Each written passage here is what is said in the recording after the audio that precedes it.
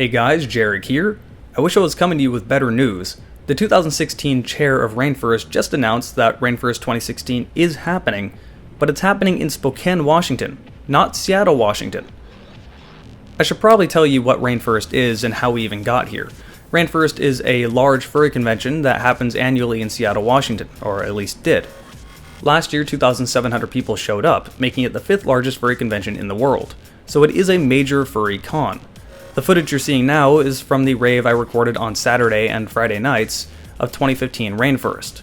You can tell the Friday nights from the little bit more empty dance floor. Now, how did we get here? Why are we no longer in Seattle? Well, this year, Rainfurrest was kicked out of the Hilton. Why did it get kicked out of the Hilton? Vandalism. I need to make it clear that this vandalism does not reflect the entire convention, nor does it reflect the entire furry fandom. It was done by a select few that made poor choices. What they did was that they shoved a towel into the hot tub pump, and they also disconnected the hoses leading to the toilets, which flooded the bathrooms, also flooding the offices on the floor below. The Hilton was not impressed by this, and cut contracts to the next years of Rainfurrest, and essentially kicked the con out. To further iterate, this was the only reason Rainfurrest was kicked out of the Hilton. You might see some pictures of a full-grown adult man wearing nothing but a diaper in the main lobby of the Hilton.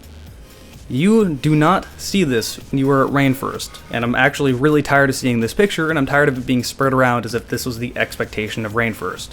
Here's what happened in that situation. This person was in his private room, wearing nothing but a diaper, got pushed out into public, and then went back into his private room.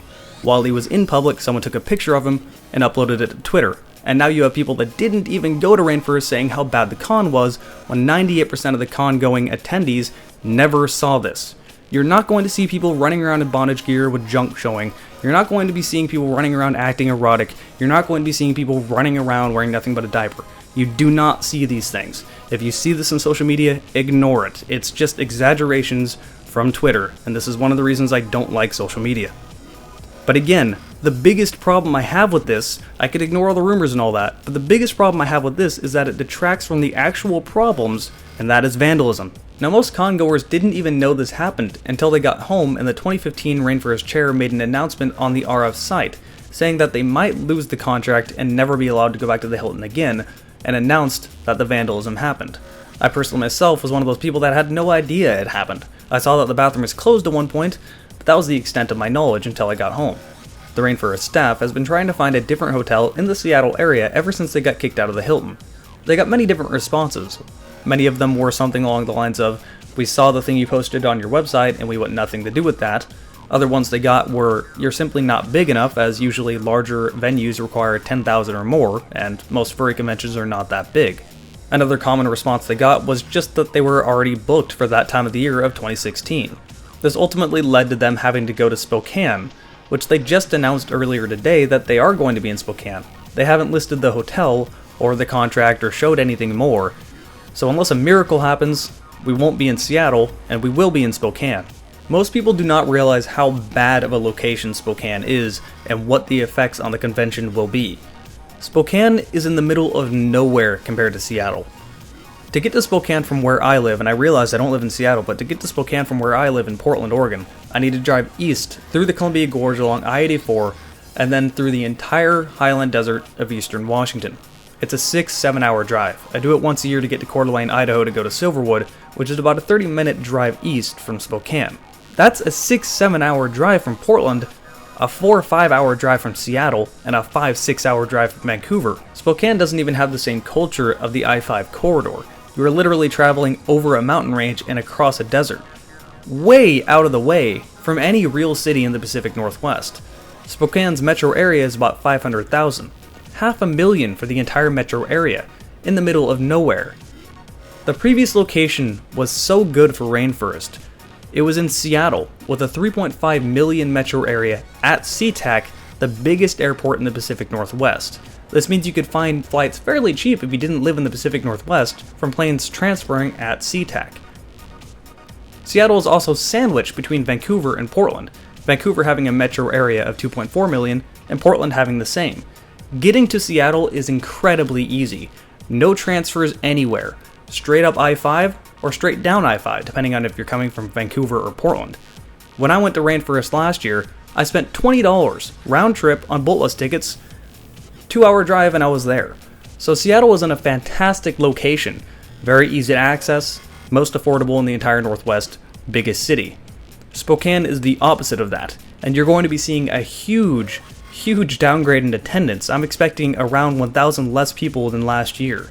It really is in the middle of nowhere. It's almost in Idaho. To make things worse, it doesn't have a big airport, so people that are flying in from other parts of the country are going to have a much more expensive flight.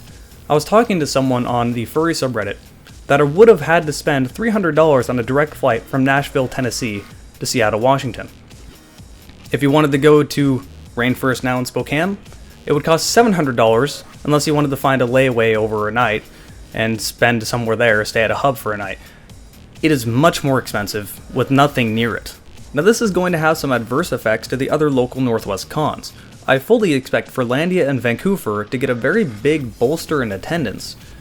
But there's also a little bit more of a complicated situation when it comes to Furlandia. Furlandia is also funded by Rain, which is the same organization that runs Rainfurrest. So if worst comes to worst, what happens to Furlandia? They're kind of connected.